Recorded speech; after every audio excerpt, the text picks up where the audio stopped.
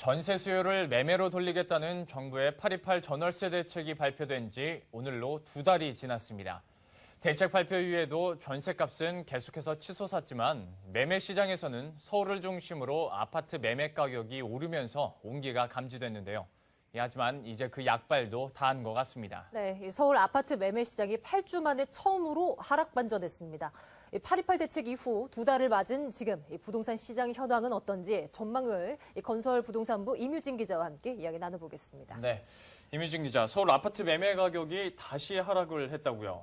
네, 그렇습니다. 828 대책 이후 서울 재건축 아파트를 중심으로 서울 아파트 매매 시장은 회복세를 보였는데요. 지난주부터 강남과 강동 등 재건축 아파트들이 약세를 보이면서 서울 아파트 매매 가격이 8주 만에 내림세로 돌아섰습니다. 828 대책 이후 조금씩 움직이던 매수세들이 저가 매물 소진 이후 조용한 모습인데요. 서울 재건축 아파트는 0.04%, 서울 전체 아파트는 0.01% 하락했습니다. 서울의 대표적 재건축 단지인 개포주공 1단지의 경우 828 대책 직후 매수 문의가 늘고 호가도 올랐었는데요. 지난 한 주 사이 35제곱미터 아파트가 1,000만 원 내린 5억 5천만 원에서 5억 9,500만 원 선으로 떨어졌습니다. 매수 문의도 줄고 가격도 내렸지만 거래는 뜸한 상황입니다. 네, 이 정부의 대책에도 2달여 만에 이렇게나 또 약발이 또 다한 모습을 나타내고 있는데 어떤 이유에서입니까? 네, 이 취득세 인하 등 부동산 법안의 국회 처리가 지연되면서 매수자들이 관망세로 돌아섰기 때문입니다. 취득세 인하 적용 시점이 불분명해지면서 일단 기다려보자라는 입장인데요. 대책 발표 이후부터 소급 적용을 한다라는 소식이 전해지긴 했지만 아직 확정되지 않은 상태이기 때문에 수요자 입장에서는 선뜻 움직이기 어려운 상황입니다. 예, 그렇다면 앞으로의 부동산 시장 전망은 또 어떻게 나오고 있나요? 네, 상황이 이렇다 보니 부동산 중개업자의 절반 이상이 올 4분기 주택시장을 부정적으로 전망했습니다. 네. 한 부동산 정보업체가 전국 공인중개사의 110명을 대상으로 4분기 주택시장 전망에 대한 설문조사를 실시했는데요. 질문에 대한 응답자 10명 가운데 5명이 회복이 어려울 거라고 내다봤습니다. 이들은 주택시장 정상화를 위해서 가장 필요한 부동산 정책으로는 첫 번째로 취득세 인하, 그리고 다주택자 양도세 중과 폐지 등 세금 규제 완화를 꼽았습니다.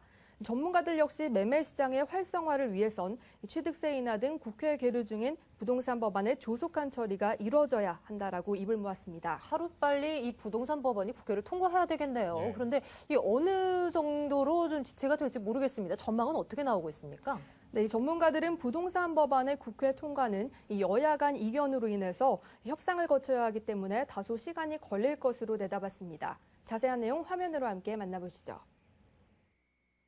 지금 현재 그 다주택자 중과세 폐지나 분양가 상한제 폐지, 수직 중축 리모델링 같은 취득세 연구 감면까지 다 포함해서 이런 관련 법안들이 거의 동시에 처리될 그런 개연성이 크다고 볼 수가 있습니다.